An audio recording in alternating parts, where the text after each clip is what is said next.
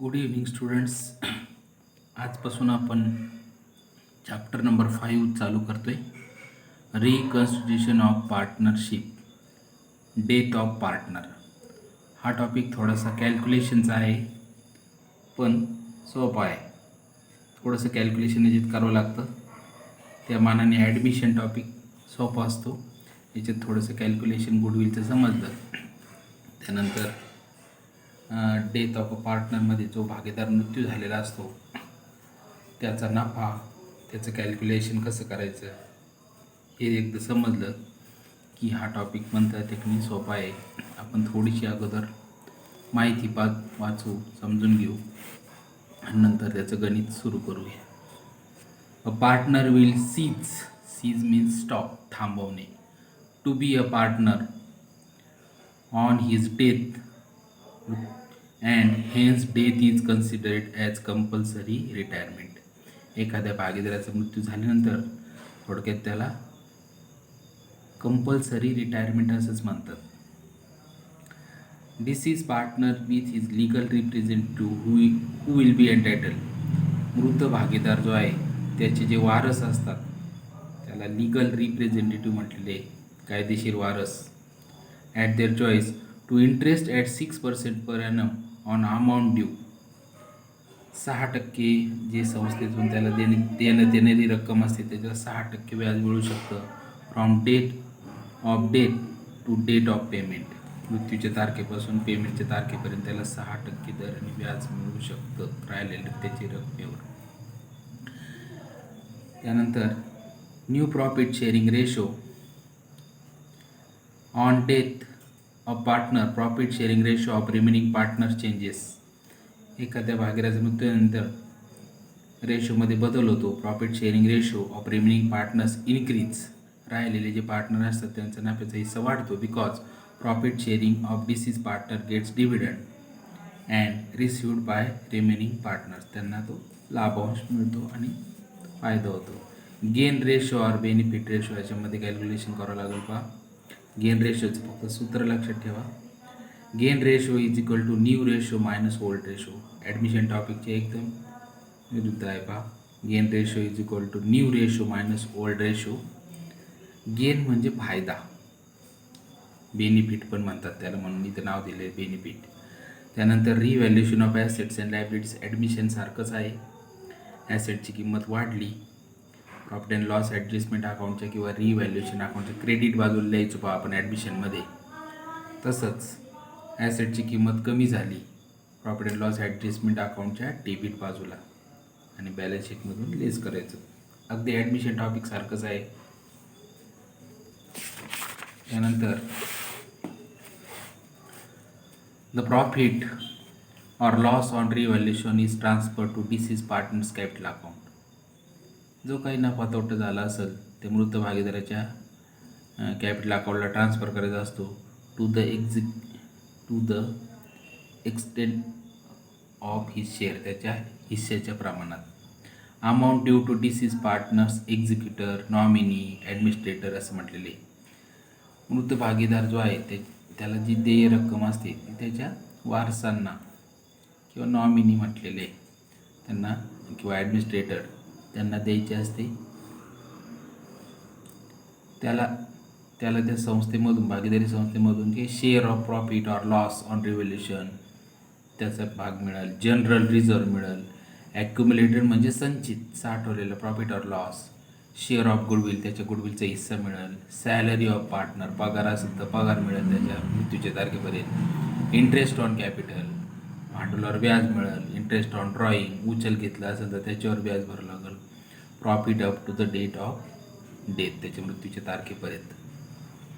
Settlement of amount due, एकूण सगळी रक्कम कॅल्क्युलेट केली कॅपिटल अकाउंटची, मग त्याला जी रक्कम द्यायची असते बा, the amount due to deceased partner is transfer to his executor or nominee or administrators loan account. त्याच्या वारसांना रक्कम द्यायची असते. And it is paid to them after completing all legal formalities and procedure. सगळे कायदेशीर तरतुदी वगैरे पूर्ण करून ती रक्कम त्याला द्यायची असते. अकाउंटिंग ट्रीटमेंट महत्त्वाची आहे. आता आपण यातलं एक सॉल्व केलेलं गणित घेऊया. Page number 188. Solve example number 1. आपण वाचूया. Rekha, Menaka, Mukta were partners in business sharing profits and losses in the ratio of 2:1:1. दोनास एकास एक रेशो रिस्पेक्टिव्हली म्हणजे अनुक्रमे. Their balance sheet as on 31 March 19. Balance sheet दिलेले पहा. प्लॅन्ट अँड मशिनरी नेहमीप्रमाणे पहा. Plant and machinery 60,000. ॲसेट बाजूला लिहून काढायचं पहा. ॲडजस्टमेंट आहे म्हणून ॲसेट बाजूला लिहिलं 60,000. डेटर्स 50,000. ॲसेटला लिहिले. ॲसेटला इनर कॉलमला ॲडजस्टमेंट आहे म्हणून 50,000. त्यानंतर फर्निचर 30,000. ॲसेटला लिहिले पहा. फर्निचर 30,000. त्यानंतर बँक अकाउंट आपण सेपरेट उघडू शकतो आहे. याच्यात काही केलेलं नाही. ठीक आहे. बँक अकाउंट 60,000 इथं आपण लक्षात ठेवूया. त्यानंतर लायबिलिटी बाजूला दिले. कॅपिटल रेखा, मेनका आणि मुक्ता 60,000, 70,000, 30. कॅपिटल अकाउंटचे क्रेडिट बाजूला लिहिले पहा. बाय बॅलन्स ब्रॉट डाऊन 60,000, 70,000 आणि 34,000. त्यानंतर क्रेडिटर्स बिल्स पेबल लायबिलिटी लिहायचे पहा. क्रेडिटर्स आणि बिल्स पेबल लिहिले. लायबिलिटी बाजूला क्रेडिटर्स 18,000, बिल्स पेबल 2,000. त्यानंतर जनरल रिझर्व 16,000. कॅपिटलची क्रेडिटला वाटून द्यायचं पहा. Bye general reserve 8,000, 4,000, 4,000. दोनास एकास एकमध्ये वाटता येईल तुम्हाला. 16,000 आहे. 4ने भागायचं. 4 चौक 16, 4 दुने 8, 4 एक 4 आणि 4 एक 4. झालं बॅलन्स शीट मांडून झालं आहे आपलं. ॲडजस्टमेंट पहा. पहिली ॲडजस्टमेंट. मुक्ता डाईड ऑन 1 जुलै. तारीख फार महत्त्वाची असते याच्यामध्ये लक्षात घ्यायचं. 1 जुलैला मृत्यू झालेला आहे तिचा. आणि हे गणित दिलेलं आहे आपल्याला कधी 31 मार्चचं म्हणजे मार्चच्या पुढचा महिना. एप्रिलपासून त्या ठिकाणी 1 जुलैच्या आतमध्येच कॅल्क्युलेशन करावं लागेल आपल्याला. पहा पहिली ॲडजस्टमेंट घेऊया आपण. Plant and machinery was to be revalued to ₹70,000. Plant and मशिनरीची किंमत 70 झाली. पहा ॲसेट बाजूला आपण प्लॅन्ट अँड मशिनरी किती लिहिलेली आहे 60,000. ॲड ॲप्रिसिएशन वाढ झालेली आहे 10,000. वाढ व्हायची याच्यात. इथं पहा 70,000. आणि ॲसेटची किंमत वाढली. याचा सेकंड इफेक्ट आपल्याला सगळ्यांना माहिती आहे. प्रॉफिट अँड लॉस ॲडजस्टमेंट अकाउंटच्या क्रेडिट बाजूला by plant and machinery account 10,000. त्यानंतर त्याच पहिल्या ॲडजस्टमेंटमध्ये पहा. RDD is to be created of ₹2,000. डेटर्सवर RDD असतो पहा. डेटर्समधून लेस RDD 2,000 लेस केले 48,000. ॲसेटची किंमत कमी झालेली आहे. पहा याचा second effect profit and loss ॲडजस्टमेंटच्या डेबिटला RDD अकाउंट 2,000. या ठिकाणी ॲडजस्टमेंट पहिली संपली. Adjustment number 2. The drawings of Mukta up to the date of her death amounted to ₹10,000.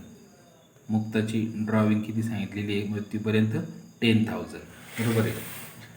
Capital अकाउंटच्या debit बाजूला लिहू आपण. टू ड्रॉइंग्स मुक्ताच्या कॉलममध्ये 10,000. त्यानंतर चार्ज इंटरेस्ट ऑन ड्रॉइंग ₹1,000. उचल घेतलेल्या रकमेवर व्याज आहे पहा. कॅपिटल अकाउंटच्या डेबिटलाच टू इंटरेस्ट ऑन ड्रॉइंग्स मुक्ताच्या कॉलममध्ये 1,000 घ्यायचं आहे. आणि याचा सेकंड इफेक्ट इथं लक्षात ठेवा फक्त. Profit and loss suspense account ज्यावेळेस येईल त्याच्यातून आपल्याला 1,000 ही वजा करायचे आहेत. सत्य तात्पुरतं लक्षात ठेवा. नंतर पाहूया. त्यानंतर number 4. Her share of goodwill should be calculated at 3 years purchase. हे 3 years परचेस महत्त्वाचं आहे पहा. लक्षात ठेवा. 3 ने गुणायचं आपल्याला. Of the profits for the last 4 years. मागचे 4 वर्षाचे नफे दिले. Which were first year 1,50,000. इथं 1,50,000 नीट लक्षात ठेवा. Second year 1,30,000.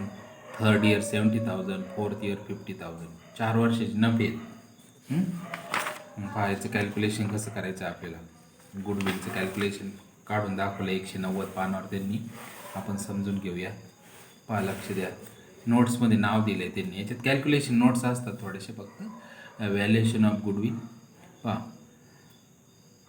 Total profit of 4 years. 4 yearचे दिलेले. आत्ताच वाचला आपण किती रक्कम होती तिथं 1,50,000 म्हणून हे 15चे पुढे अजून एक शून्य देऊन घ्या किंवा लिहा सेपरेट.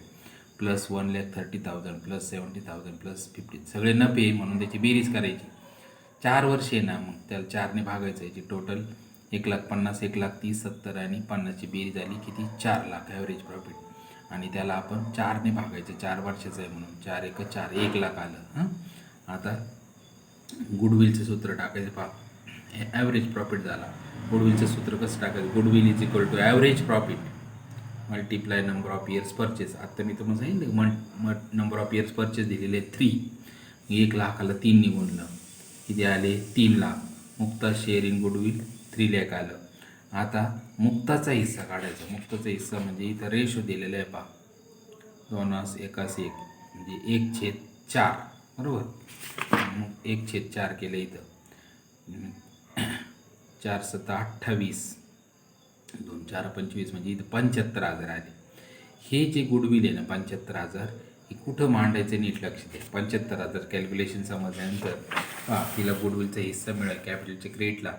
बाय गुडविल अकाउंट मुक्ताच्या कॉलममध्ये 75,000 आणि ॲज अ सेकंड इफेक्ट ॲसेटला घेतला. पहा, गुडविल 75,000. समजले गुडविलचं कॅल्क्युलेशन. आता ॲडजस्टमेंट नंबर 5 समजून घेऊ.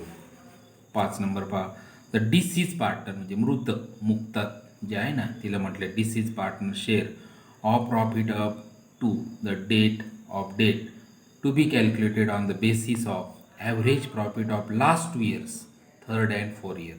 मागच्या 2 वर्षाच्या नफ्यावर कॅल्क्युलेशन करायचं. ही नोट कॅल्क्युलेशन दाखवलेली आहे. पहा, आपल्याला या नोटला नाव दिले calculation of share of profit. तिच्या नफ्याचा हिस्सा थोडक्यात. पहा, profit of current year is equal to average of the profit of last 2 years सांगितलेले ॲडजस्टमेंटमध्ये. मग लास्ट 2 years म्हणजे किती 70,000 प्लस 50,000 ॲडजस्टमेंटमध्ये दिलेलं आहे. 4मध्ये दिलेलं आहे. पहा, शेवटचे 2 वर्ष 70 अधिक 50 2 वर्षे म्हणून 2ने भागायचं. मग 1,20,000ची बेरीज आली. त्याला 2ने भागलं 60,000 आलं. इथपर्यंत समजलं. आता profit for proportionate period from 1 April, कारण गणित 31 मार्चचं आहे म्हणजे त्याच्यानंतर कोणता महिना चालू होतो एप्रिल. आणि मृत्यूची तारीख किती आहे 1 जुलै. मग 1 जुलैपर्यंत मोजायचं. हे बघा, एप्रिल मे आणि जून. जुलै धरायचं नाही कारण जुलैची 1 तारीख आहे. 3च महिन्याचं कॅल्क्युलेशन करायचं. मग हे 60,000 आले ना, हे 60,000 गुणिले 3/12 करायचं 3 महिन्याचं म्हणून. मग हेचं उत्तर किती आलं 15,000 15,000. 3 1 3 3 चौक 12. मग इथं 4ने भागायचे 15,000 येईल. आता Mukta share in proportionate profit हा सगळ्यांचा आहे 15,000. आता मुक्ताचा हिस्सा काढायचा. मुक्ताचा रेशो किती आहे 1/4 आहे. 15,000 गुणिले 1/4 करायचं किती आलं 3,750. हे आले 3750 तिच्या नफ्याचा हिस्सा. हे मुक्ताला द्यायचे. पहा, कॅपिटल अकाउंटच्या क्रेडिट बाजूला by profit and loss suspense account म्हणायचं त्याला 3,750 बरोबर. आणि हे एक लक्षात ठेवायचं आहे, हे profit and loss suspense account ॲसेटला लिहायचं असतं. इथे इनर कॉलमला लिहिलं 3,750 आणि मग अशी ते उचल घेतलेली रक्कम होती ना 1,000, त्याच्यावर व्याज होतं ना, हे बाई 1,000 वजा केले. मग इथं आले 2,750. हे लक्षात ठेवायचं. त्यानंतर बँक अकाउंटचं फक्त लक्षात ठेवायचं. इथं 60,000 आहे बरोबर आहे. आणि हे कॅल्क्युलेशन बँकचं त्याच्यातून 10,000 वजा केले. बँक इथं 50,000 लिहिलेले आहे बरोबर. पहिले ते कॅल्क्युलेशन करू आपण. पहिलं अकाउंट आता आपण क्लोज करू शकतो. पहिल्या अकाउंटला कोणती साईड जास्त येते पहा, क्रेडिट येते जास्त. 10,000 घेतली. याच्यातून डेबिटची फक्त 2,000 वजा केले. 10,000तून 2,000 केले. 2 हिशोबी 8,000.